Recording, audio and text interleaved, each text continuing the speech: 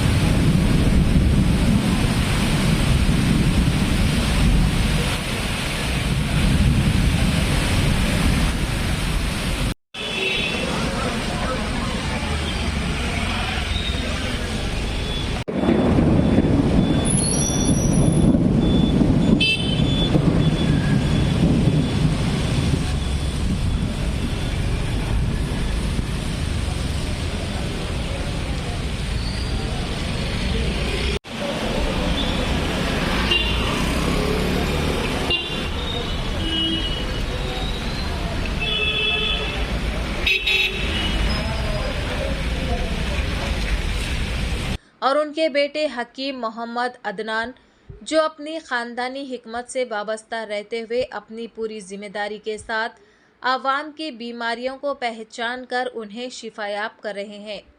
हर रोज़ सुबह 11 बजे से रात 10 बजे तक हिकमा हर्बल हेल्थ केयर, जिसका पता है किला Golconda road beside MSK function hall, मोहल्ला